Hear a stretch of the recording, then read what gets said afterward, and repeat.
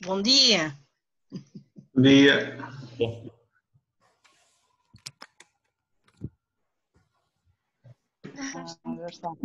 Eu vou ficar sem internet. Bom dia.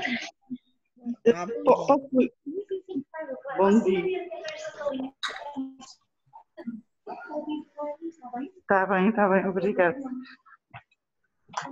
Bom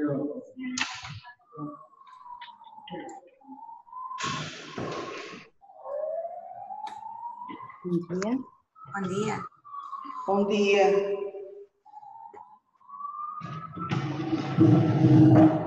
Eu pensei que o evento se realizasse na Portucalense e desloquei-me mesmo à Portucalense.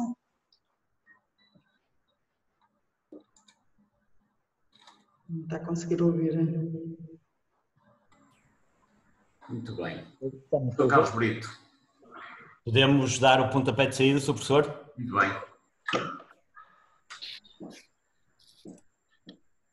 Muito bom dia a todos.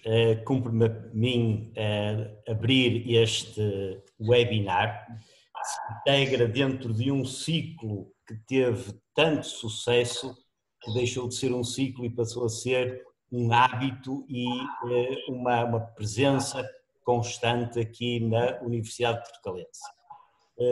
Eu não vou dirigir mais nenhuma palavra, porque passo de imediato a palavra ao Sr. Reitor, que certamente irá dar as boas-vindas e, enfim, salientar a importância, em particular, destes webinars dedicados à ética, que são coordenados pela professora Cláudia Carvalho e pelo professor Paulo Moraes, a quem desde já agradeço. Sr. Reitor, por favor. Obrigado, Carlos. Bom dia a todas e a todos. Cumprimentar naturalmente primeiro o Dr. Eduardo Damas, dirigir uma palavra ao Eduardo, mas primeiro, mais uma vez, e com o maior gosto, o trabalho feito notável de conferências, que agora são webinars, não é?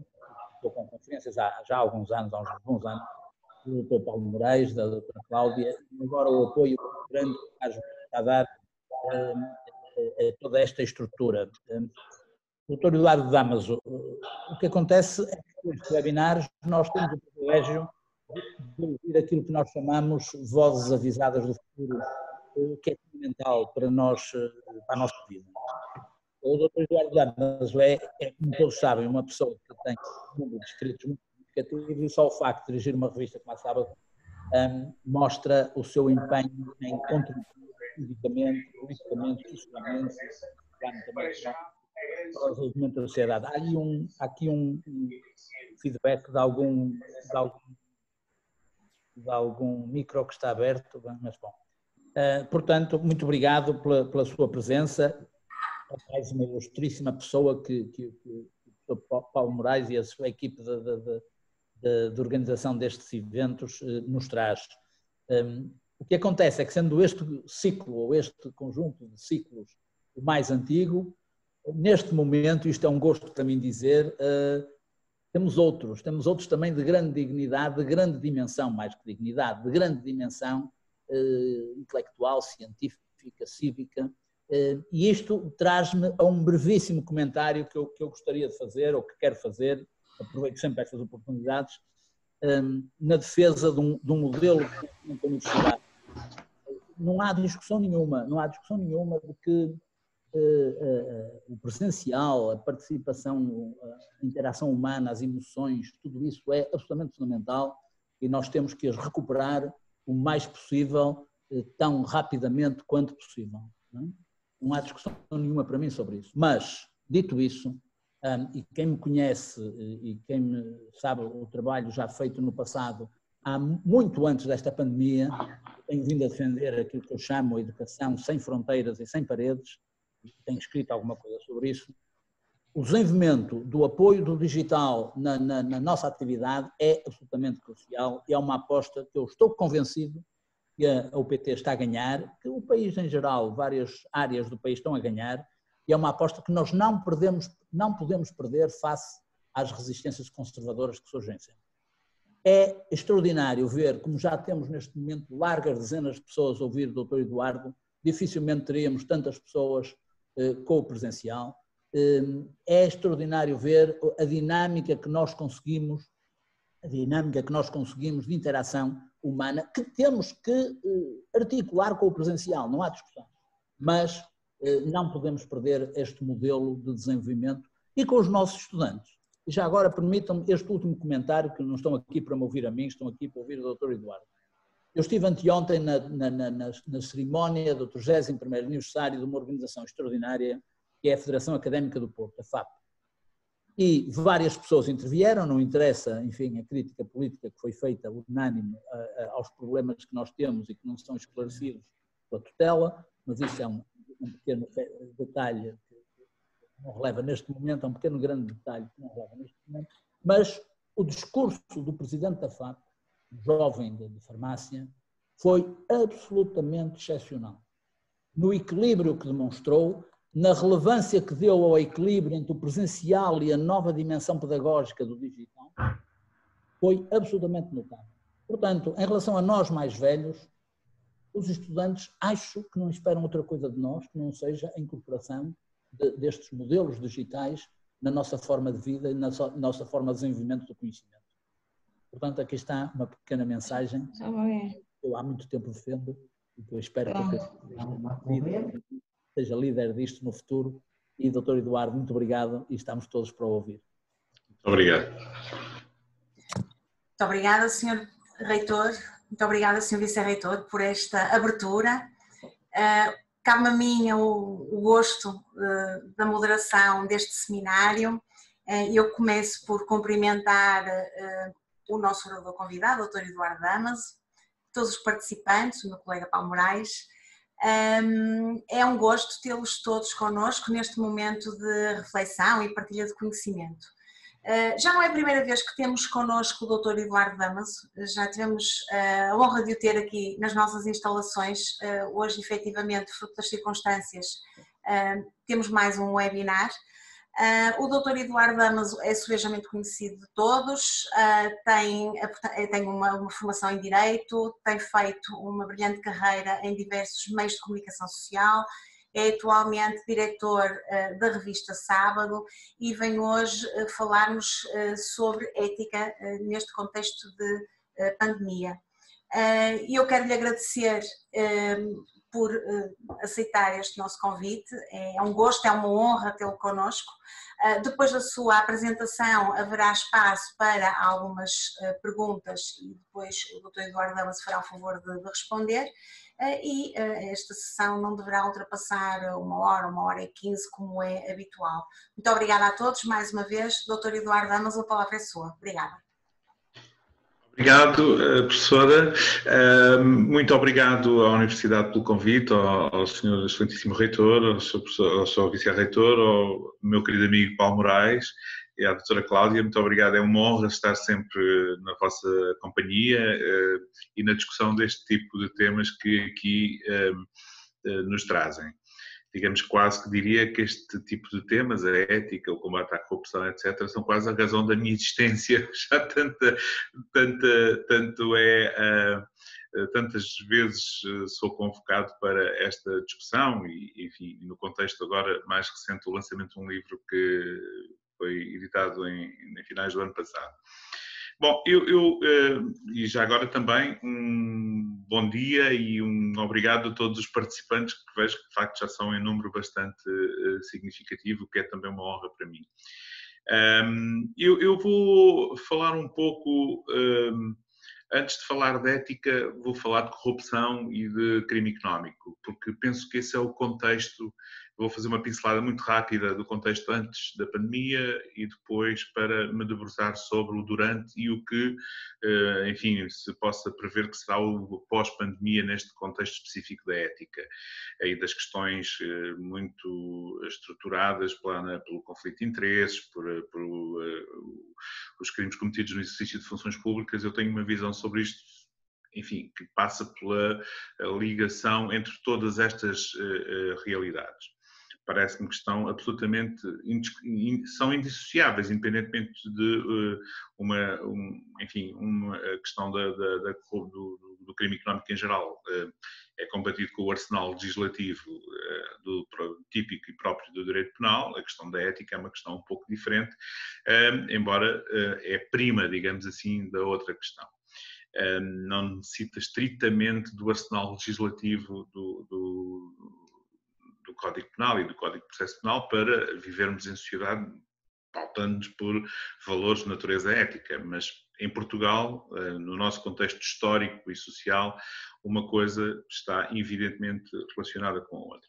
E nesse sentido, eu penso que é necessário, há aqui uma ou duas questões que me acompanham há muitos anos. Uma, enfim, tem a ver com a constatação de que há uma espécie de mistério, digamos assim, na sociedade portuguesa. Não se compreende muito bem porque é que em 45 anos de democracia, enfim, descontando a primeira década, cerca de 3 décadas e meia, descontando a primeira década pelo contexto pós-revolucionário, pela alteração de estruturas, pela ausência de mecanismos legislativos e de mecanismos de investigação, eu diria que só a partir dos anos 80 é que o Estado português e a sociedade portuguesa passou a estar um pouco mais apetrechada para combater este tipo de realidade. E há aqui um mistério, porque ao longo destas 3 décadas e meia, nós testemunhamos uma espécie de estratificação da culpa em termos sociais, ou seja,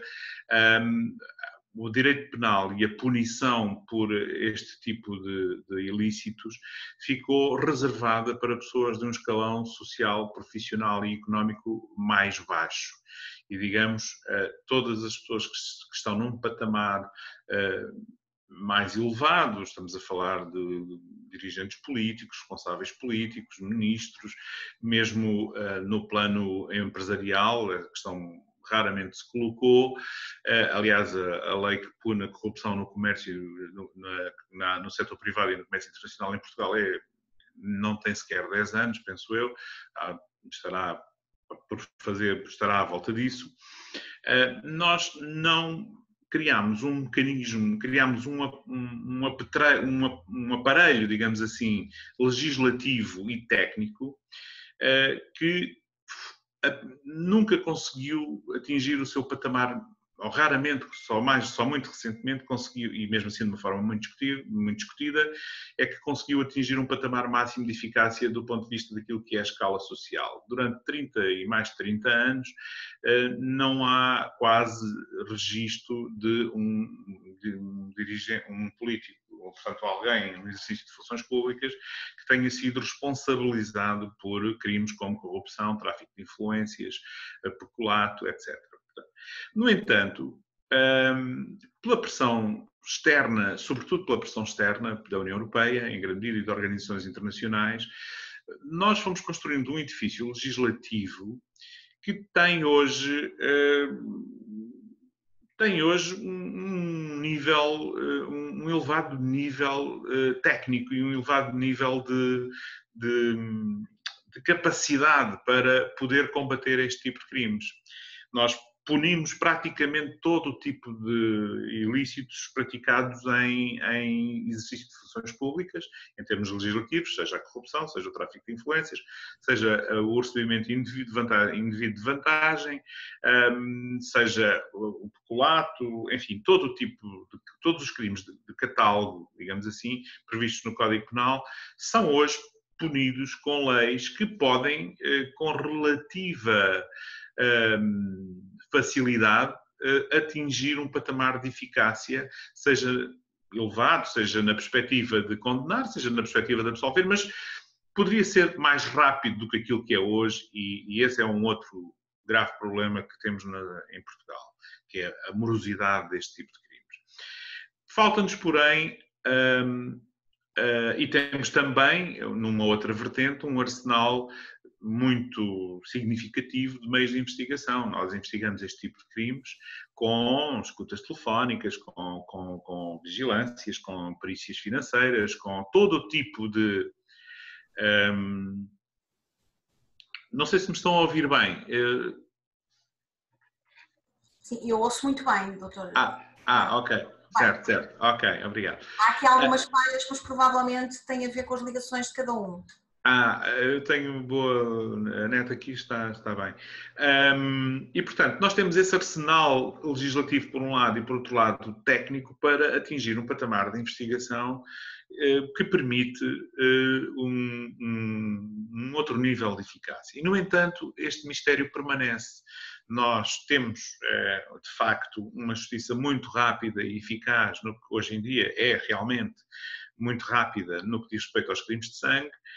Um homicídio ou as ofensas corporais qualificadas hoje em dia são investigadas e julgadas em menos de um ano, muito menos de um ano, em termos médios. Os crimes económicos demoram, como sabemos, uma eternidade e raramente atingem um patamar de ressarcimento e de combate, digamos, a uma ideia de impunidade, seja para efeitos de prevenção geral ou especial. Temos, aliás, um caso bastante recente, que vai repetir-se seriamente, seguramente, que foi o caso do BPN, que foi um caso que demorou demasiado tempo a identificar pelos reguladores, demorou demasiado tempo a investigar, demorou demasiado tempo a julgar e quando se atingiu um patamar praticamente de trânsito, ainda sem se conseguir o trânsito em julgado da sentença, o principal arguido faleceu. Alguns dos processos que temos hoje em dia em curso correm o risco de ver acontecer exatamente a mesma coisa. E, portanto, isso não é uma coisa que seja satisfatória para ninguém, para nenhum tipo de sociedade, nem para os envolvidos, obviamente. Tem alguma vantagem, alguns, mas enfim, depende da forma como encaram este tipo de coisas, como se defendem, como lidam com esta realidade. Para uns será penoso, para outros não é assim tão penoso quanto isso, mas para a sociedade no seu todo é penoso. Termos um nível de eficácia bastante diminuto nesta matéria, que verdadeiramente hoje já nos coloca muito na cauda da Europa, digamos assim, em relação à capacidade de combater este tipo de crimes. E isto, enfim, isto é o contexto que temos antes da pandemia, ou seja, não temos um problema de quadro legal, não temos um problema de capacidade legislativa técnica em relação aos instrumentos técnicos, temos um grande problema que é a falta de vontade política. E a falta de vontade política é uma doença, é um vírus, é um outro vírus que nos segue, que nos persegue há muitos anos nesta matéria e é, em grande medida, o grande responsável pela incapacidade de vivermos de uma forma diferente, de sermos uma sociedade diferente, termos uma dívida, um déficit público diferente, uma dívida diferente, ou mesmo, porventura, a ausência dela, e, portanto, eu não consigo desligar, por exemplo, o Estado, independentemente de alguma euforia que encontrávamos em alguns setores da sociedade, por força da animação trazida pelo turismo, por alguns setores que se animaram e contribuíram muito para a recuperação de uma parte da economia em relação à anterior crise, mas na verdade nós chegamos a esta crise, não tanto à emergência sanitária, mas à emergência económica e financeira que estamos a viver e que vamos continuar a viver, muito mais debilitados do que outros países que têm níveis de organização e de capacidade de combater este tipo de fenómenos que nós, francamente, não temos e que nos coloca num patamar muito na cauda da tabela europeia. Portanto, não é um problema. O quadro legal que tínhamos e o quadro técnico fazia com que, sendo bom, alimentou, foi de alguma forma manipulado por essa ausência de vontade política que se estruturou ao longo destes anos todos, que nos fizeram chegar até à pandemia e que continuam. Basicamente, ele foi de alguma forma controlado na sua eficácia e instrumentalizado para quê? Para que se evitasse que a eficácia fosse de tal modo significativa que permitisse combater alguns dos grandes estrangulamentos que nos fizeram chegar a este ponto. E eu, historicamente, identifico 4 ou 5 ou 6, hoje já são muito mais, que teve a ver com isto parece arqueologia, mas tem uma dimensão que nos comprometeu muito as contas do país ao longo de muitas décadas para a frente. Foi a questão dos perdões fiscais na transição de regimes fiscais em 86, quando precisamos adaptar as nossas leis à União Europeia.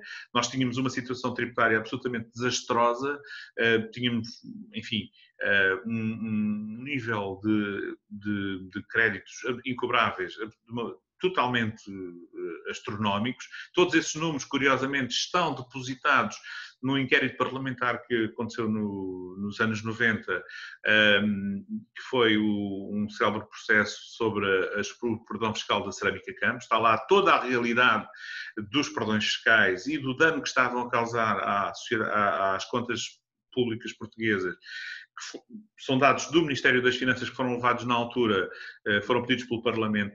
Estão lá, não servem praticamente para ninguém, provavelmente nem para historiadores. Eu devo ter sido para aí em 30 anos, talvez uma das 2 ou 3 ou 4 pessoas que consultaram aquele processo e que têm esses documentos.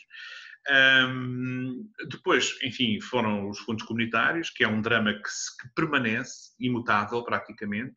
Foi mais ou menos na mesma época. Nós continuamos hoje, basta olhar para os casos do dia nos jornais para vermos como os fundos comunitários, e face ao que aí há de vir no contexto pós-pandémico, os tais 45 mil milhões de euros, mais coisa, menos coisa, enfim, não prometem, não auguram provavelmente nada de bom sobre a sua utilização, mas eu não quero ser excessivamente pessimista e, portanto, espero que a realidade não seja essa e que não se repita, mas o quadro repete muito o que se passou nos anos 80.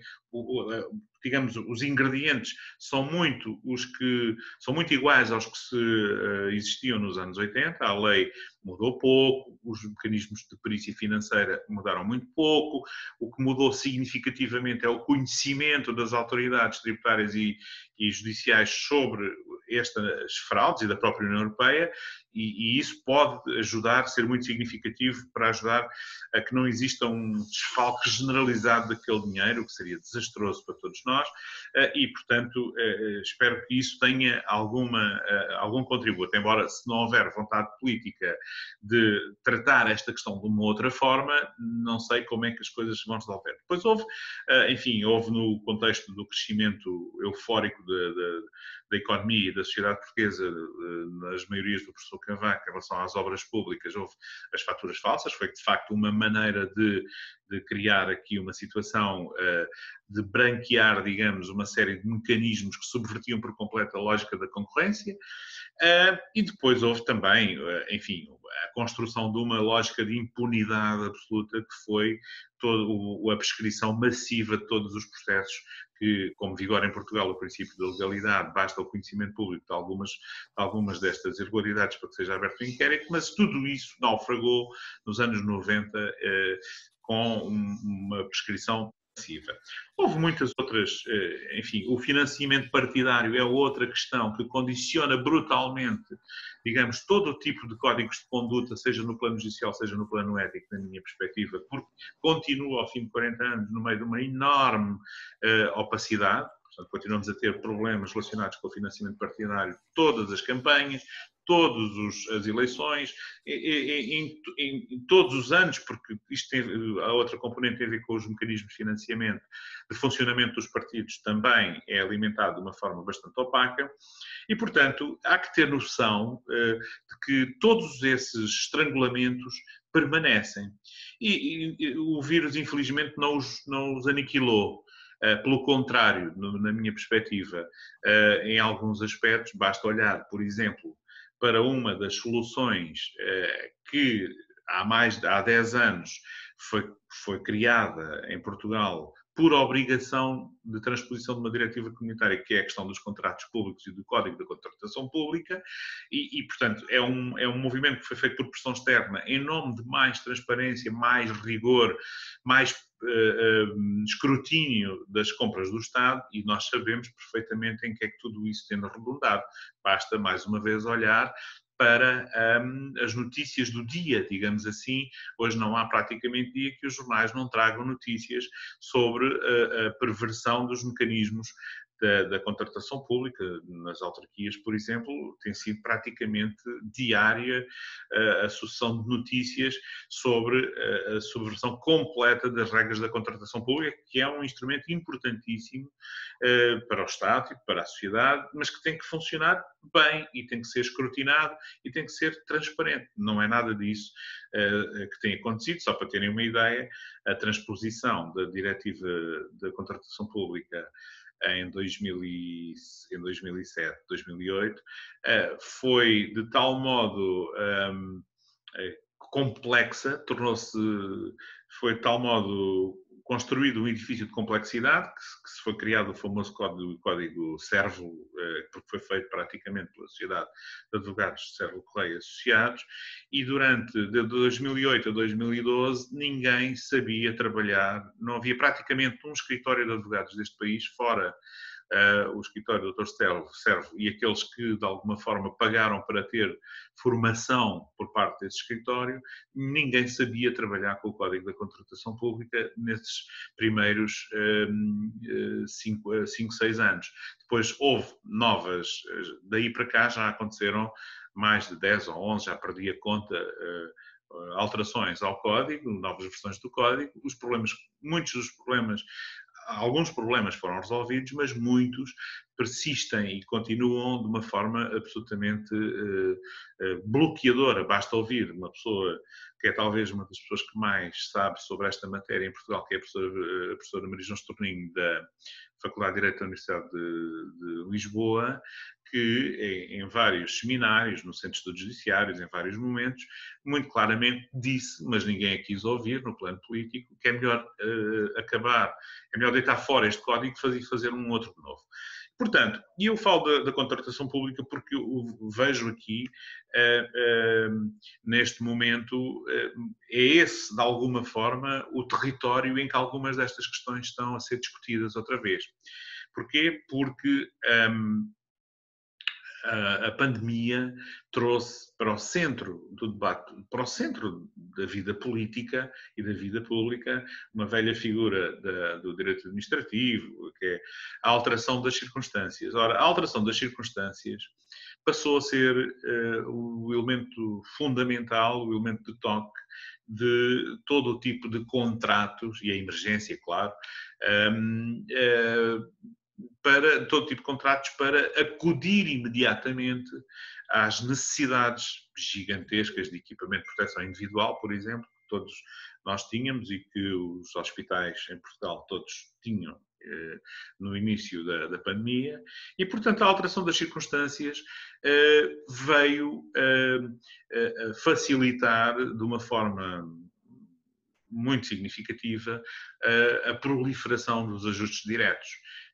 Os casos são conhecidos, alguns deles bastante... o seu caráter duvidoso já foi evidenciado em muitas situações pelos média e, portanto, parece-me que essa será também uma fatura que vamos todos pesadamente pagar e, sobretudo, com a agravante de, muito raramente, conseguirmos fazer um escrutínio minimamente decente, porque toda esta realidade, por exemplo, convive com dois momentos particularmente difíceis para algumas das instâncias de fiscalização da atividade do Estado nesta matéria, que é, por um lado, a Justiça e, por outro lado, os média. A Justiça, nesta componente específica de combate ao crime económico, continua a ter imensos problemas de falta de meios, de falta de pessoas, de falta de peritos.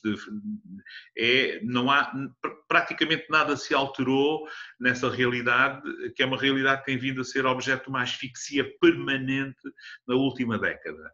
Basta olhar para aquilo que são os meios da Polícia Judiciária nesta matéria, que diminuíram em cerca de 60% nos últimos 10 anos.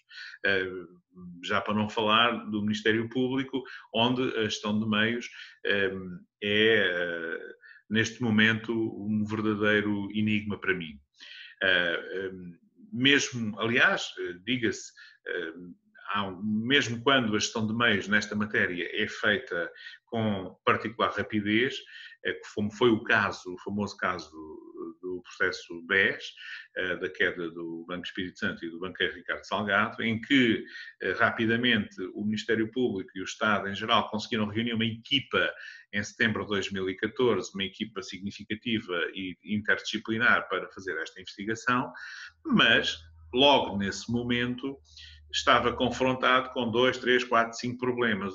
Por um lado, a delimitação do objeto do inquérito, porque as leis em Portugal foram feitas para que os bancos fossem vítimas de crimes e não fossem eles os autores de crimes, e portanto isso criou ali um problema de enquadramento legislativo complexo em relação àquilo que seria a definição do objeto do inquérito, fazendo empurrar logo no imediato para a tipificação daquele tipo de práticas como burla, sendo que a burla é um crime bastante difícil de provar e para isso, em regra, neste patamar, e para isso existem pareceres extraordinários de alguns dos grandes professores de direito deste país. E, portanto, eu prevejo, como aliás não é muito difícil adivinhar, pelo tempo que entretanto passou, o Ministério Público obviamente podia ter tido outro tipo de estratégia, mas também isso não é muito, é fácil falar de fora, mas não é muito fácil de praticar em Portugal também, que é a ideia de que se pode autonomizar uma parte da realidade para acusar rapidamente num processo desta natureza e evitar o megaprocesso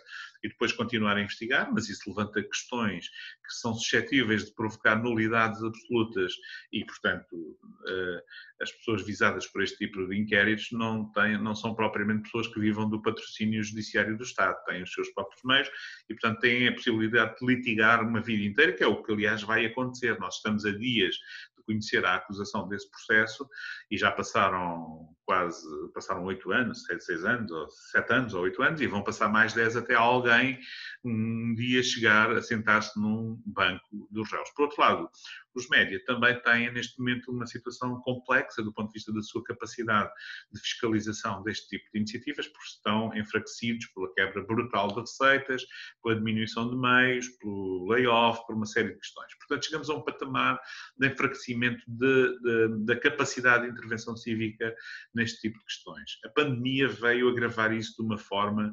brutal e de uma forma que eu, enfim, penso que vai demorar muito tempo a conseguirmos recuperar alguma coisa face ao que estamos a viver neste momento. E, portanto, tudo isto vai criar um quadro, a questão desta figura do direito administrativo que é usada hoje para contratar a torto e a direito, vai criar um clima de facilitismo e de coberto por algum patriotismo, digamos assim, se quisermos, de que o que importa é acudir de imediato às necessidades, o que importa é ter um material de imediato, não importa muito ligar a essas questões burocráticas e administrativas da lei neste momento, mas isso há que ter noção que é uma fatura que vamos pagar pesadamente nos próximos anos, para lá de contribuir, de estar a contribuir para um agravar da lógica de impunidade que já se sente em Portugal, que está enraizada em Portugal e no comportamento de algumas elites. Basta ver portanto, basta ver alguns dos debates que estão a acontecer neste momento em contexto pandémico, por exemplo, relacionados com estas matérias, o que aconteceu com o novo banco, com a discussão do novo banco, o que acontece agora com o caso EDP, onde, curiosamente, há que dizê-lo, uma boa parte da opinião publicada, ou de muita opinião publicada, seja nos jornais, seja nas redes sociais, seja mais de gente mais conhecida, mais mediática, com maior capacidade de intervenção mediática ou menos, mais depressa diabolizou a intervenção do juiz que decidiu alguma coisa, digamos assim, na perspectiva de defender os interesses do Estado, do que o outro juiz que, sob a capa de uma lógica garantística, que é uma outra questão que eu acho muito interessante, eu também estudei na Universidade de Coimbra e também costumo dizer, também levei um banho garantístico nesta matéria, quando se estuda Direito em Coimbra, leva-se esse banho garantístico. O outro doutor juiz deste processo, o doutor Ivo Rosa, também estudou, também levou esse banho garantístico, só que nós não podemos utilizar A questão garantística nesta matéria é torto e a direito, como se fosse uma obsessão de posicionamento, de construção de uma antítese sobre aquilo que será o posicionamento do outro juiz, que estará alegadamente sempre do lado do Ministério Público, do lado da acusação. Ora, eu posiciono-me sempre do lado dos arguidos. Isto não pode ser visto assim, porque isto em si é uma manipulação da ideia de justiça. O garantismo tem que ser usado com todos os critérios que a lei prevê, com proporcionalidade, adequação, com rigor, e, portanto, não pode ser utilizado como uma arma de aniquilação pura e simples daquilo que é a mais elementar lógica de investigação judicial.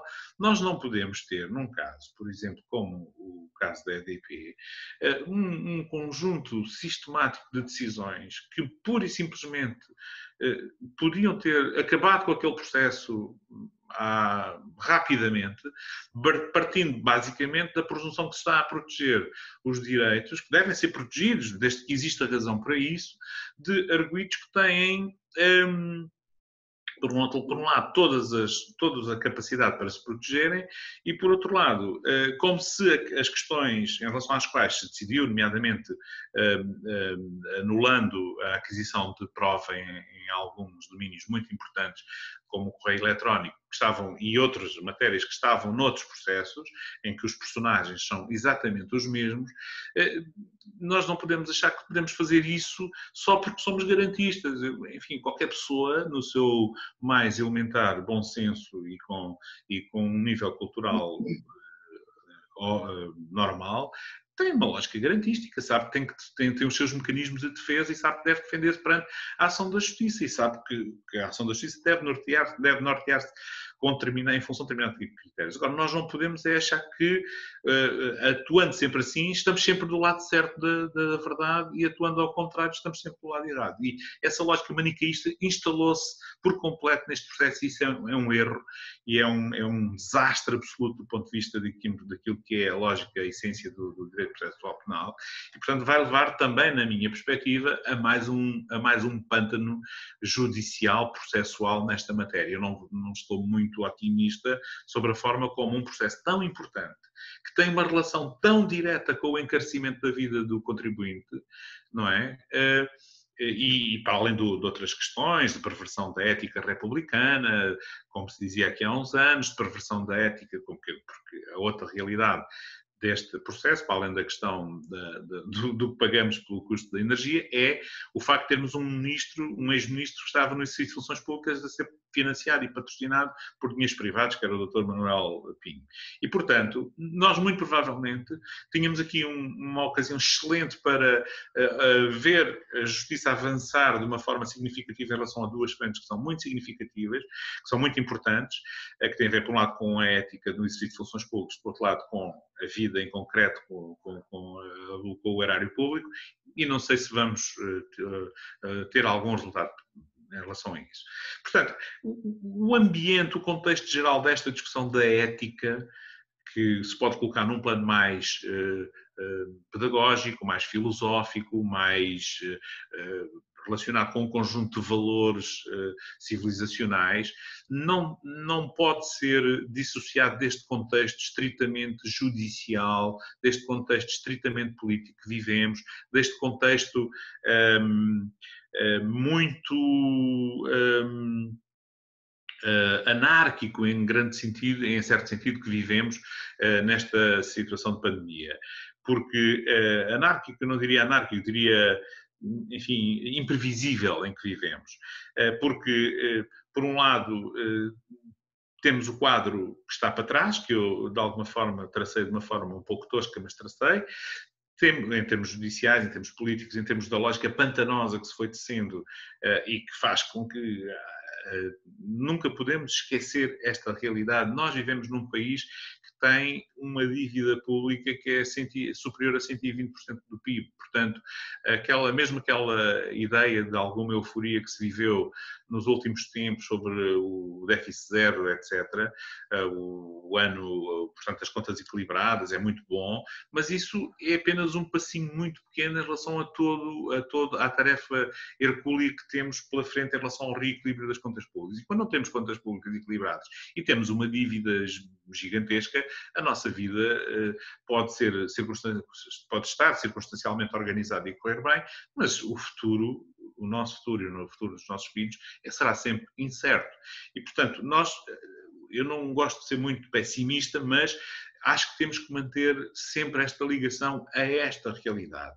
Nós não somos um país maravilhoso, um país extraordinário, com uma gente fabulosa, com potencialidades incríveis. Nós não somos bem governados e nós temos um déficit enorme de participação política e cívica enquanto sociedade e sobretudo, traduzindo isso numa lógica de escrutínio. E pior do que isso, nos últimos anos, em grande medida, do ponto de vista social, eu sinto que há uma lógica de quase punição ou pelo menos de relativização em relação a muitas das pessoas que hoje em dia, de relativização da importância, em relação a muitas das pessoas que hoje em dia trazem a lógica do escrutínio para o debate público. Nós temos assistido a isso, à forma como determinadas pessoas, determinadas organizações têm um espaço de intervenção, felizmente potenciado pelas redes sociais, mas um espaço de intervenção social, política e cívica cada vez mais restrito e cada vez olhado mais de viés por aquilo que são os poderes públicos deste país. Basta, por exemplo, a doutora Ana Gomes aflorar a hipótese de se candidatar à presidência da República e imediatamente, para além de alguma expectativa positiva que isso criou a alguns setores da sociedade, mas rapidamente foi atacada à torto e à direito e, portanto, identificada com uma lógica passionária, guevarista. Eu ouvi já das coisas mais inacreditáveis sobre aquilo que pode ser a matriz de uma candidatura. Não estou a dizer que a defendo pessoalmente, eu não estou inibido de dizer qual é o sentido da minha orientação de voto, por uma questão, evidentemente, de respeito pelo Estatuto do Jornalista, mas acho que é positivo que este tipo de candidaturas apareçam, como no passado, por exemplo, a do professor Paulo Moraes e outras, porque é essencial que a sociedade tenha estes canais de comunicação com a realidade, porque tudo o que está para além disso não lhe dá qualquer espécie de relação com a realidade. Basta ver a Atrapalhada, por exemplo, que foi a discussão política ao mais alto nível daquela história das auditorias ao novo banco e do timing para fazer a transferência e das obrigações contratuais. Como é que é possível, a este nível do Estado, nós termos duas pessoas do governo que não têm, naquele momento presente, as obrigações do próprio Estado em relação às auditorias, se é para fazer ou não é para fazer, ou se já está feita ou não está feita, e se as obrigações se estamos a cumprir ou não estamos a cumprir obrigações contratuais e se elas devem ser feitas naquele momento. Eu acho que isto já... Enfim, eu gosto muito do humor e de olhar...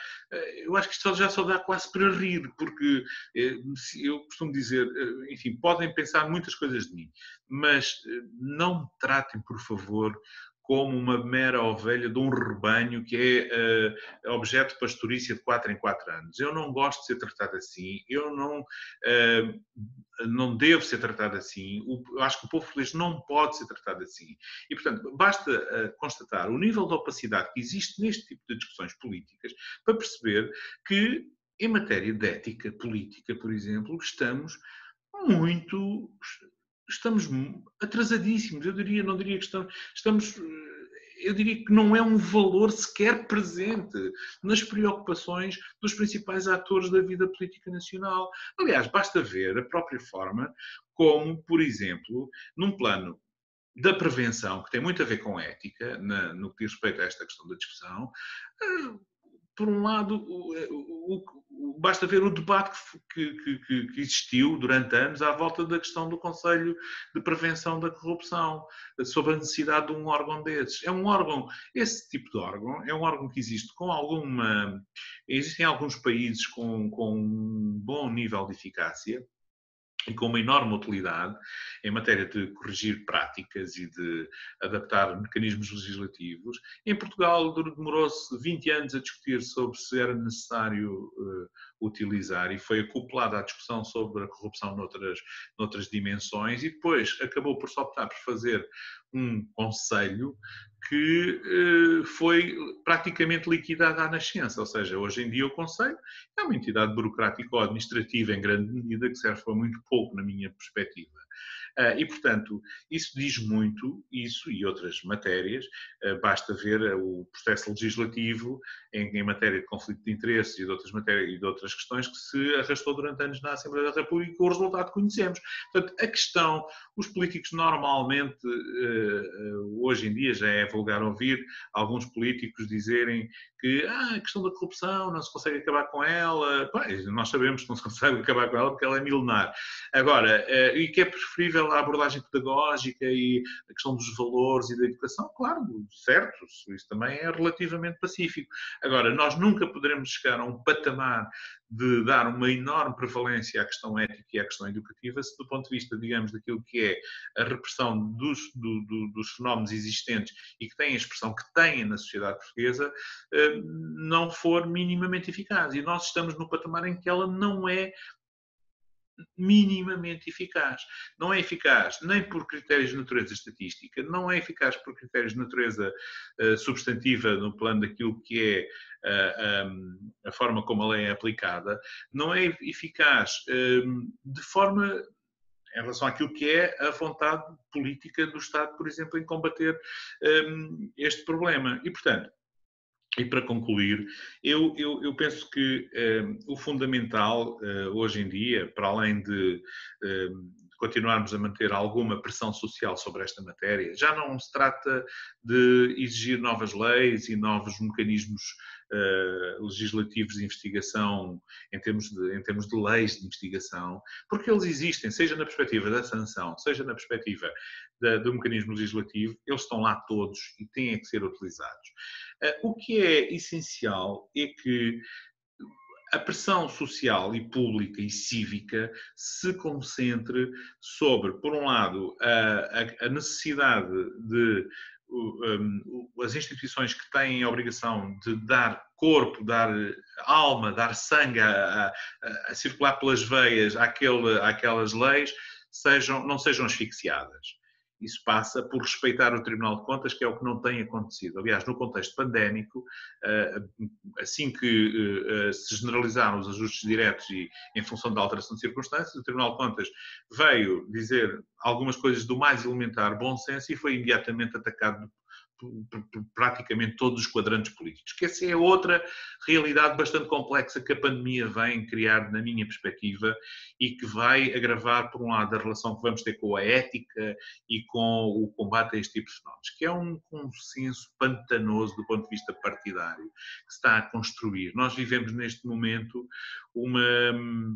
um aprofundamento quase da ideia de união nacional, salvaguardando as devidas proporções e distâncias, mas um consenso partidário e político que não augura nada de bom, não augura naquilo que é a convergência ao centro entre o PS e o PSD por um lado, mas também, porque, enfim, tenderá para a construção de uma lógica de bloco central, tenha ela a expressão que tiver, seja parlamentar ou seja de governo, e, portanto, isso no atual contexto não me parece que seja uma coisa muito saudável, porque o que basicamente vamos continuar a assistir é uma mudança de pessoal político. Aliás, há um processo extraordinário que, pelo pouco que já trouxe à superfície, que é o chamado processo Tutti Frutti, que é sobre as juntas de freguesia, sobre juntas de freguesia e autarquias em geral, com a interferência, sobretudo, do PS e do PSD e do CDS, portanto, uma lógica muito central daquilo que era o velho arco do governo, arco da governação,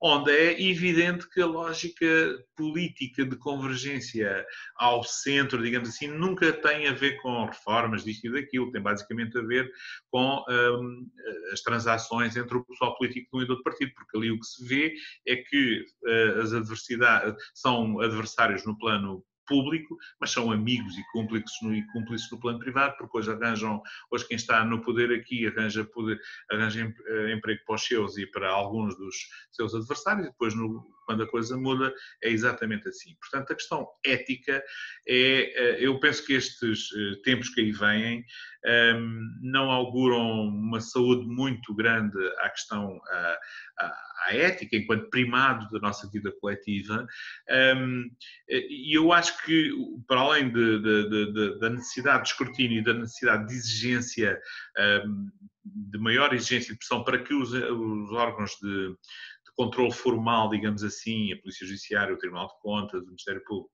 não sejam asfixiados, acho que devemos exigir uma coisa que começa a fazer o seu caminho em alguns países como a França, por exemplo, em alguns países do Norte, que é o nosso direito coletivo a saber. O nosso direito coletivo a saber tudo o que tem a ver com a nossa vida. Isto parece uma evidência, uma banalidade, mas não me parece, pelo que eu tenho estado a ler em alguns ordenamentos jurídicos, em alguma sociologia fora do nosso contexto, a ideia do direito a saber nós temos que traduzir isto num direito material. Ou seja, nós temos a obrigação, seja por via da transparência, dos mecanismos dos contratos, dos procedimentos administrativos, dos concursos, da transparência. Basta ver, por exemplo, agora uma questão que tem pouco a ver com as questões de crime económico. Eu pergunto, e esta pergunta já se colocou em alguns domínios, a propósito destas reuniões entre o poder político e os cientistas em termos de contexto de ataque à pandemia, estas célebres reuniões do Infarmed que agora acabaram, mas que não acabaram e que logo se vê se... eu gostava de saber se existem atas daquelas reuniões, está expresso o que é que cada um dos protagonistas disse. Muito provavelmente não existem. E isso por exemplo, no contexto em que vivemos, seria um instrumento indispensável, não só para o presente, como para o futuro, em relação à construção histórica daquilo que foi o comportamento do Estado nesta matéria, mas eu suspeito que não existem atas daquele tipo de reuniões, não sei se haverá gravações, seria interessante, nós estamos a tentar, no caso concreto da Sábado, a tentar perceber se isso se existe. Mas, por exemplo, a ausência de mecanismos de registro histórico deste tipo de matérias, se se confirmar, é um golpe no direito a saber que nós todos temos. O direito a saber em alguns circuitos, em França, por exemplo, há alguns setores da sociedade que defendem que é quase um direito materialmente tão importante como o direito de votar. E, portanto, acho que do nosso ponto de vista, enquanto sociedade, e para que a ética não morra e seja uma exigência, um imperativo categórico e, portanto, e que não naufrague naquela ideia muito popularizada aqui há uns anos por uma apresentadora de televisão de que a ética não mata a fome, não podemos viver, essa é a realidade que temos em Portugal, mas não podemos aceitá-la nem viver em função dela. Temos que construir a ética como um monumento de decência, um monumento e uma prática de decência. E isso passaria muito, na minha perspectiva, para começar a construir esta ideia do direito a saber e construir esta ideia de uma exigência, de uma maior exigência de transparência e uma maior exigência de aplicação concreta das leis, sejam na perspectiva de punir, sejam a mim já me basta a celeridade. Já me basta a celeridade, porque eu acho muito importante o respeito pelo princípio da atualidade, na vida em geral, na minha vida profissional em particular, e acho que o direito tem muito essa estrutura. O direito só é direito, a justiça só se faz se viver muito em função dessa ideia da atualidade. A atualidade da absolvição ou a atualidade da punição. O que eu não acho que seja muito mais suportável é viver neste contexto de estratificação social da culpa, em que há uma sociedade organizada e uma justiça, um aparato judicial organizado para punir os fracos e os pequenos e para manter impunes os poderosos. E para já por aqui me fico, porque acho que já falei muito mais do que aquilo que deveria. Obrigado. Muito bem. Muito obrigada, Dr. Eduardo Damaso. Muito obrigada pelo seu pela sua magnífica reflexão. Toca de facto matérias que nos inquietam a todos nós e ao país como um todo também. Vamos agora então abrir espaço para algumas questões. Teremos cerca de 10, 15 minutos. Eu tenho aqui algumas, não sei se alguém quer começar em direto. Não? Eu posso começar eu? Paulo, com certeza, força. Muito bem, eu queria, enfim, dar nota do enorme gosto de ouvir o Eduardo Ramos e aprendi mais uma vez muito com a sua intervenção, não é a primeira vez que eu ouço falar em público, mas queria-lhe colocar uma questão muito simples e muito direta e muito atual, que é, queria que comentasse a nomeação ou eventual nomeação de Luís Patrão para o Conselho de Fiscalização das Secretas, na medida em que Luís Patrão é, como alguns saberão, o homem das finanças do Partido Socialista, portanto é uma pessoa envolvida há muitos anos nas questões de financiamento partidário e, mais grave no meu ponto de vista, ele é também administrador da ANA, portanto está vinculado a um grupo francês, Vinci, que sendo francês pertence a fundos americanos e, portanto, o Dr. Luís Patrão, tendo uma fidelidade a um grupo internacional como é Vinci, penso que pode ser um pouco estranho, do meu ponto de vista, ele vir a ser nomeado para a fiscalização das secretas em Portugal. O assunto é atualíssimo, é 2 de manhã, portanto, nunca tínhamos falado sobre isso. Pedi ao Eduardo Damaso que comentasse esta situação. Obrigado, professor. Ainda bem que trouxe este caso, porque a realidade é tão rica que eu volta e meia há coisas que estão na minha cabeça para falar sobre elas e depois vão-se embora. E esse, de facto, eu ainda não li os jornais de hoje, mas já tinha visto algumas coisas sobre esse caso. Esse caso, enfim, eu dispenso-me a qualificar. Enfim, esse caso é mais uma...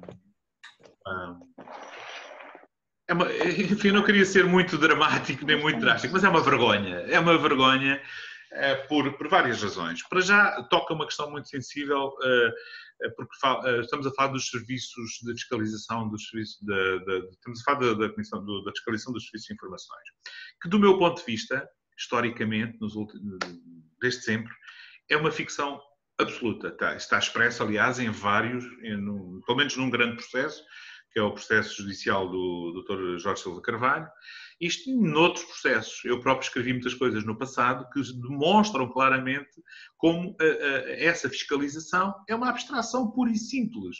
É uma ficção, é uma pantomina, porque formalmente há uma comissão, formalmente nomeiam-se pessoas com algum prestígio em determinadas áreas, no passado, como aconteceu. O capitão Marcos Júnior, uma pessoa muito estimável, que infelizmente já falecido, era um militar de Abril e era uma pessoa, enfim, com uma seriedade que eu penso sem mácula, mas durante anos, eu próprio lhe disse isso várias vezes, acho que estava com o seu prestígio, digamos assim, a colaborar numa farsa que era a fiscalização. Porque a fiscalização dos serviços, hoje sabe-se, de prova provada, que era feita de uma maneira, enfim, havia processos selecionados. Por um lado, sabia-se os dias de incursão dos fiscais ao serviço eram marcados. Depois, os processos que iam ser vistos eram preparados. E depois, portanto, normalmente os relatórios concluíam porque aquilo funcionava na perfeição. No entanto, ao longo destes anos todos, soubemos várias coisas, que no início o SIS funcionava com preconceitos de natureza ideológica, houve um processo na altura do Dr. Cunha Rodrigues que demonstrou isso amplamente, uma fiscalização. Soubemos que foram cometidas uma série de ilegalidades ao longo dos anos no contexto do processo do Jorge Silva Carvalho, e agora eu pensei que, apesar de tudo, com este histórico todo, o poder político já tivesse aprendido alguma coisa, mas, como se vê, é uma ilusão. Porque o Dr. Luís Patrão pode ter perfil para uma série de coisas, para ser o tesoureiro do PS, pode ser, isso pode ser, não vou discutir essa matéria. Mas para fiscalizar o SIS é que ele não tem perfil de certeza absoluta. E isto corresponde a uma mera estratégia de grupo, digamos assim, porventura, se calhar a única maneira que eu tenho de olhar para esta questão, para esta nomeação, coloca a mim próprio, se isto não faz parte, faça aquilo que está a acontecer em alguns domínios da vida pública, no setor entre a esfera judicial, portanto, na esfera de influência do Ministério da Justiça e na esfera de influência do Ministério da Administração Interna, se isto não corresponde a uma lógica um pouco tentacular de ocupação de lugares centrais do Estado. Eu não me parece normal que o Dr. Luís Patrão seja nomeado e que não exista praticamente debate político sobre isso. Ou que muito pouca gente não via ainda hoje, se alguém já se indignou à esquerda ou à direita com esta nomeação. Também não me parece muito normal que um procurador nesta linha, que um procurador que foi punido pelo Conselho Superior do Ministério Público por interferência objetiva no processo Freeport, tenha sido reabilitado mais tarde e depois essa reabilitação sirva para ser nomeado como assessor da Ministra da Justiça. Portanto, nós vivemos aqui um novo contexto em que sabemos que há uma tentação, e isto tem a ver com o que eu estava a dizer há pouco, eu não vejo isto apenas como uma estratégia de pessoas do Partido A ou pessoas do Partido B, eu vejo isto como uma lógica de centrão e, portanto, vejo isto como mais um risco daquilo que é este consenso um pouco pútrido que se está a gerar entre o PS e o PSD para ocupar setores vitais da máquina do Estado. E, neste momento, nós vemos isso nesta nomeação, vemos isto na nomeação do Dr. Lopes da Mota, vemos isto num despacho muito... nós fizemos capa com isso no sábado, no contexto do processo de Tancos, um despacho que eu julguei nunca ver escrito por parte de um alto magistrado do Ministério Público, diretor do TCIAP, que foi buscar legislação do século, da década de 30, do século XX, do professor Alberto Reis, que era um jurista eminente na área do direito civil, do processo civil, mas era um homem do seu tempo, ele era um homem amigo do Salazar, conhecido professor do Salazar, foi do Conselho de Estado, membro vitalício do Conselho de Estado, foi presidente da Assembleia Nacional Popular, portanto era um político ativo no contexto do Estado Novo, e nós, em pleno século XXI, temos um diretor de um departamento do Ministério Público que vai buscar doutrina dos anos 30 e deste contexto histórico da pessoa para justificar a ideia de que o respeitinho é muito bonito e, portanto, nós devemos muito respeitinho aos altos cargos e aos altos dignitários da função do Estado. Isso não é saudável do ponto de vista democrático e eu acho que esse é o contexto que estamos a viver e a nomeação do Dr. Luís Patrão tem indiscutivelmente esse ambiente do meu ponto de vista. É um escândalo e corresponde a uma estratégia, não é uma mera colocação de alguém necessitado de ter ali mais um lugarzinho para ir buscar uns trocos, é de alguém que estruturalmente é capaz de fazer um serviço que é conveniente a uma estratégia, eu não diria de partido, porque acho que os partidos têm as costas largas, demasiado largas, mas de setores políticos metidos dentro de um partido, neste caso concreto, mas que atravessa a lógica clientelar dos partidos que nos governam, que historicamente nos governaram, perante um silêncio extraordinário dos partidos ditos de protesto, da geringonça, digamos assim, que contribuiu para que a governação do anterior governo, mas que se está a autolimitar no seu poder de denúncia, na sua capacidade de denúncia, de uma forma que eu acho também muito pouco saudável do ponto de vista democrático. Não sei se respondi à sua pergunta, professor. Perfeitamente, muito obrigado. Perfeitamente. Muito obrigada, Dr. Eduardo Damas. Eu tenho aqui uma questão que me chegou pelo chat, que está um pouco relacionada com esta, que tem a ver com as ligações dos deputados à Assembleia da República, a diversas empresas privadas e sociedades de advogados. Acha que é possível, ou como é que será possível livrarmos disto, e como é que os outros países que estão melhor posicionados que nós nos índices de corrupção internacional resolvem esta situação?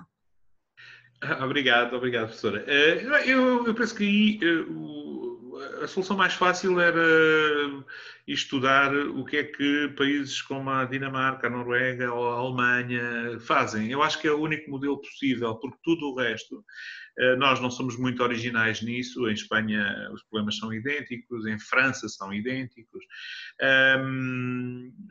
Mas nós aqui estamos a atingir o zénite absoluto do poder dos advogados no processo legislativo, e isso é desastroso do meu ponto de vista. E atingimos o zénite porquê? Porque hoje em dia não há praticamente nenhuma lei significativa. O processo da EDP, por exemplo, era importante que fosse para que avançasse, mas que não fosse visto apenas na perspectiva judicial, mas que fosse visto noutras perspectivas da distorção absoluta do processo legislativo, porque a intervenção dos advogados ali é sucessiva. E, portanto, os advogados estão por encomenda dos governos e do poder, uma parte do poder político, por um lado, primeiro foi desnatado o próprio Estado na sua capacidade de intervenção a esse nível de produção legislativa em termos técnicos. Hoje em dia o nível, ou não há juristas praticamente em serviços centrais do Estado, onde prevalece o puro outsourcing, ou os que existem já têm muito uma lógica de pessoal político, ou seja, são contratados normalmente se acabados de sair da faculdade e com o critério praticamente incontornável da confiança política. Confiança política partidária, não é uma tarefa técnica, é uma tarefa partidária. Isso é uma coisa que corre praticamente toda a administração. Hoje em dia, não estou a falar dos governos propriamente ditos, é normal que um ministro leve um jurista da sua confiança para chefe de gabinete, já não é tão normal que na Direção-Geral de Energia ou noutro sítio assim estejam, sobretudo, advogados ou juristas que entram pela mera lógica do cartão partidário. Isso é muito mau. Isso abre caminho depois para este tipo de outsourcing. E depois há também essa ligação sistemática, é que nós estamos a falar apenas de... A pergunta coloca a questão nos políticos, nos deputados, mas ao nível dos gabinetes, os gabinetes ministeriais e do Estado estão pejados de pessoas que passam a manhã nesses gabinetes e à tarde na sociedade de advogados. Nós não podemos esquecer que as sociedades de advogados, hoje em dia, os três grandes, como diria o Dr. Júlio disse aqui há uns anos, que têm que ser sempre consultados para os concursos de Estado, era o contexto em que ele disse isso, são grandes empresas de 400, 500, 600 advogados e, portanto, têm um nível são os principais, são talvez os principais empregadores dessa elite técnica, digamos assim, que depois está também no Estado ou no Governo. E, portanto, esses vasos comunicantes são cada vez maiores. E, portanto, essa realidade é complexa na perspectiva em que, do meu ponto de vista, distorce por completo o processo legislativo, como temos, para além da EDP, temos a contratação pública, temos exemplos não faltam. Temos muitos exemplos e bastante atuais e bastante contemporâneos para poder estudar isso. E essa é, na minha perspectiva, uma das principais razões da construção do pântano político depois que temos e financeiro que temos, porque estamos a falar de interesses sempre muito significativos no plano financeiro, basta ver de facto essa questão dos CMEC na questão da EDP, e de contratos absolutamente leoninos, ou seja, há um nível de interesse que se interpenetra, é um verdadeiro puzzle milionário, digamos assim, que se junta neste tipo de interesses. E, portanto, por um lado, ter a consciência de que é necessário combater isto não é sequer uma questão mediaticamente tratada de uma forma consensual. Todos os dias nós encontramos pessoas na esfera pública e na esfera mediática, desde colunistas a jornalistas, a dizerem que não há mal nenhum nisto. E que não há mal nenhum nesta capacidade de relacionamento entre estes dois mundos. Não há mal desde que seja regulamentada, desde que seja transparente, desde que seja clara e desde que o lugar do Estado seja defendido e que não exista este ambiente de promiscuidade absoluta que é o que existe. E, portanto, diria que socialmente não é, por um lado, uma questão consensual, mas também não é sequer uma questão encarada como prioritária. do ponto de vista, digamos, daquilo que é a percepção da opinião pública sobre esta matéria. É um grupo muito restrito de pessoas, aquele que tem consciência, infelizmente, que tem consciência que as coisas são assim. E, portanto, a única maneira que vejo para sair disto por um lado, uma pressão cada vez maior, uma denúncia dos casos. Nós procuramos fazer isso à nossa escala na sábado, e depois, enfim, olhar para aquilo que se faz lá fora, sobretudo em países onde o Estado, onde o erário público é um valor importante, onde a defesa do interesse público é um valor importante, onde o Estado é olhado de uma forma diferente, que eu acho que só vejo isso nos países nórdicos. Espero ter respondido. Peço desculpa que o senhor estava desligado. Muito obrigada, Dr. Eduardo Damas. Nós já estamos com a hora bastante adiantada, já quase 12:15, mas o Dr. Manuel Monteiro pediu a palavra para colocar uma questão, de maneira que vou-lhe passar a palavra e depois terminaremos esta sessão. Ok. Muito obrigado. Eu queria agradecer ao Dr. Eduardo Damas pela excelente comunicação e também já agora aproveitar para agradecer a todos que participam nesta luta contra a corrupção e todos somos poucos e eu como cidadão comum agradeço imenso. A questão que me coloca, que me preocupa é esta: porque é que nós em Portugal temos a ideia que só existe um juiz? Não sei qual é a intenção e porque é que nós, qualquer coisa que se fala é sempre o juiz Carlos Alexandre. Isso preocupa-me um bocado. Sim, a mim também. Isso é uma excelente pergunta. É uma excelente pergunta e eu vou tentar ser o mais lógico e racional e claro nessa resposta. O juiz Carlos Alexandre não foi ele que criou o Tribunal Central de Instrução Criminal. Não foi ele que se autocolocou no Tribunal Central de Instrução Criminal. Não foi ele não é ele que obriga os serviços do Conselho Superior, que obriga os serviços na distribuição dos processos. O juiz Carlos Alexandre não é ele que manda no Conselho Superior da Magistratura. Isto só para dizer o seguinte: o Tribunal Central corresponde a uma opção de natureza política que procurou decalcar o modelo da Audiência Nacional Espanhola, que é um modelo que parte do reconhecimento de que tem que a criminalidade organizada deve ser investigada e julgada de uma determinada maneira. Ou seja, a Audiência Nacional tem os crimes mais complexos, terrorismo, corrupção, etc. E tem um corpo especial de magistrados. O modelo lá é centrado no juiz e não no Ministério Público, por isso nós conhecemos o Baltasar Garzón e todos os outros juízes na altura. E, portanto, são os juízes que lideram a investigação, mas reúne um corpo especializado nesse tipo de crimes. E depois, no plano do julgamento, há também um conjunto de juízes especializados no julgamento destes crimes. Ora, nós, como é típico em Portugal, achámos que aquele modelo é bom, procurámos copiá-lo, mas ficámos a meio caminho. Porquê? Porque a partir de determinada altura passou a ser incómodo que o modelo fosse aprofundado. Não, o juiz Carlos Alexandre não foi ele que criou o tribunal. Antes dele esteve lá a doutora Fátima Matamoros e esteve lá sozinha. A questão nunca se levantou. O doutor Ivo Rosa esteve lá, também a questão nunca se levantou. E a questão só se tem levantado por força do músculo, digamos assim, exibido pelo doutor Carlos Alexandre em relação a alguns processos. Portanto, o Tribunal Central não é uma criação do Dr. Alexandre. E o poder político, infelizmente, do meu ponto de vista, quer deixar cair a sua própria criação, que é o Tribunal Central, mas não tem coragem.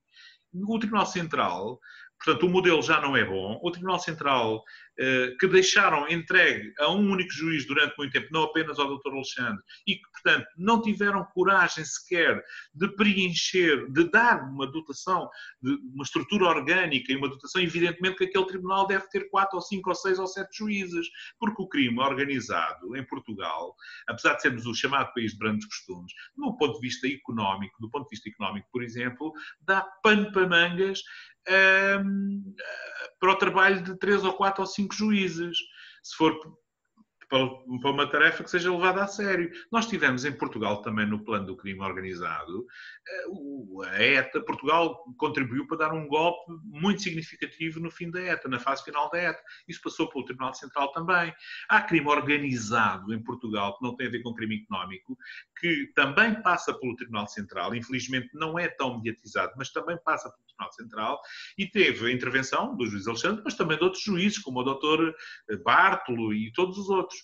E, portanto, a atenção que existe hoje sobre o juiz Carlos Alexandre, criando essa ideia de que é o juiz único, é uma atenção que não é inocente, não é criada pelos média apenas, os média evidentemente que fazem o seu trabalho de noticiar, mas é uma atenção criada pelos próprios arguidos, que nos seus sucessivos incidentes de recusa criaram essa ideia, que é muito cara a alguns setores do poder político, dando a ideia de que há ali um justiceiro, uma pessoa que só existe para os perseguir a eles. E, portanto, essa ideia está realmente a fazer caminho, mas é uma ideia absolutamente errada, porque, desde logo, só para termos uma explicação simples para este momento concreto, porque é que o Dr. Carlos Alexandre pega no processo da EDP? Essa questão, eu por acaso tenciono descrever sobre isto brevemente, mas essa questão ainda não vi nenhum dos críticos da decisão sobre a EDP responder. O Dr. Carlos Alexandre pega no processo da EDP porque o Dr. Ivo ficou em exclusivo, e não foi o Dr. Carlos Alexandre que o mandou para o processo da Operação Marquês, ficou em exclusivo na Operação Marquês. E ser juiz da Operação Marquês, neste momento, é quase um estatuto para o Dr. Ivo Cosa, porque daqui a pouco há 2 anos que está com a instrução ou seja, está com a mera instrução, digamos assim, com a instrução deste processo. Isso obrigou a uma redistribuição do serviço de todo o tribunal, que no início passou pela colocação de 3 pessoas nesse tribunal, que estiveram lá pouquíssimo tempo, e o Conselho Superior de Magistratura depois rapidamente entendeu, não o Dr. Alexandre, que tinham que ir para outros tribunais. E, portanto, o serviço do Dr. Ivo foi redistribuído ao Dr. Alexandre, que, curiosamente, o despachou dentro dos prazos e rapidamente. Não demorou 2 anos. E, portanto, uma pessoa... Essa ideia de que o Dr. Alexandre é o único juiz que existe em Portugal não é uma ideia que lhe possa ser imputada a ele, nem é uma ideia querida por ele, acho eu, e não é verdadeira sequer, porque uma parte das instruções e dos julgamentos que estão a decorrer, ou que decorreram nos últimos anos, a instrução, o acompanhamento, por exemplo, do caso dos vistos dourados, sendo certo que a decisão de instrução foi dele, não é? Mas a instrução na fase, portanto, essa fase foi dele, mas quem acompanhou no início a investigação, quem emitiu mandatos, quem autorizou uma série de atos, e quem não exigiu, se calhar, que alguns outros atos de investigação fossem praticados nessa altura, fazendo com que aquela investigação fosse um bocadinho torta, digamos assim, porque foi bastante limitada e bastante controlada no seu objeto. Hoje em dia é possível ver isso, basta, aliás, analisar a sentença. A sentença que condena uns e absolve outros é uma antologia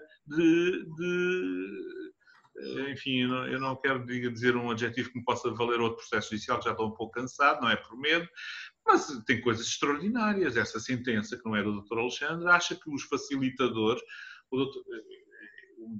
o juiz deu-se ao luxo de ir procurar no dicionário Priberan e na internet o que é um facilitador. E entendeu, descobriu que havia uma Associação Internacional de Facilitadores, mas que era no sentido filantrópico, que é para ajudar as pessoas, e, portanto, desqualificou os factos que eram atribuídos a algumas pessoas nesse processo, porque achou que não tinham expressão judicial. Estamos a falar dos vistos dourados. Portanto, há ali, e isso não foi o Dr. Alexandre que fez. E, portanto, há outros processos, o processo de Tancos, por exemplo, realmente é o Dr. Alexandre que os manda a julgamento. Mas não foi ele que deu o processo, não foi ele que ouviu o Dr. Azeredo Lopes na fase inicial, foi o juiz Bartolo das varas criminais. Portanto, há aqui uma ausência de explicação objetiva, há uma intenção, há uma intenção deliberada, do meu ponto de vista, de criar essa ideia de que há um super juiz que é um fundamentalista na aplicação da lei. Quando isso não corresponde à verdade, o Dr. Alexandre terá as suas virtudes e terá os seus defeitos em termos de qualidade e de personalidade. Uma coisa é certa, ele despacha o serviço que lhe é distribuído com rapidez, com eficácia, porque se formos aferir as decisões que depois o Dr. Alexandre toma e que são sempre escrutinadas, porque o recurso, evidentemente, é um direito que todas as pessoas têm. E, portanto, felizmente até que as suas decisões são vistas por outros juízes nos tribunais da relação. O Dr. Alexandre só perdeu nos últimos anos um processo nessa matéria, que foi um processo que levantou o segredo de justiça na Operação Marquês, que não sei se lembram quem é que decidiu, foi o Dr. Rangel, mas pelos vistos por uma deliberação, por uma sentença que não era dele, mas da ex-mulher. Hoje isso está a saber-se no processo Lex. Esse foi o único caso que o Dr. Alexandre perdeu nos últimos anos na relação. Minto, e houve também uma decisão que também sabemos hoje como é que foi dada, que foi o arresto de bens ao Dr. Sobrinho, ao Dr. Álvaro Sobrinho, salvo, não quero omitir, falhar à verdade, mas qualquer coisa como 80 milhões de euros, salvo erro, um arresto de bens nessa ordem de grandeza, que depois o Dr. Alexandre também perdeu, mas também foi uma decisão do Dr. Rangel. E, pelos vistos, nos termos exatos em que ele produzia decisões na altura, que, ou seja, a paternidade dos despachos, dos acórdãos era da ex-mulher ou de outras pessoas e não, ele só assinava. Portanto, ao contrário de outros juízes que perderam sempre, que têm uma taxa de quase perto dos 100% em relação à perda de recursos nos tribunais superiores, o Dr. Alexandre pode ser acusado de muitas coisas, mas de falta de qualidade técnica acho que não é possível. Muito obrigada. Muito obrigada, Dr. Eduardo Damaso. Nós estamos na hora, meio-dia e 25. Foi um gosto tê-lo aqui. Muito obrigada pela sua apresentação, muito obrigada pelas suas respostas. Muito obrigada a todos por terem estado connosco.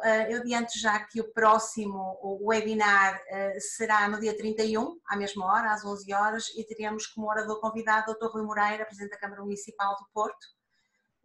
Renovo os meus agradecimentos a todos, em especial ao Dr. Eduardo Damaso. Obrigado, professora. Obrigada. E desejo um bom fim de semana e até breve. Obrigado a todos. Até breve. Obrigada.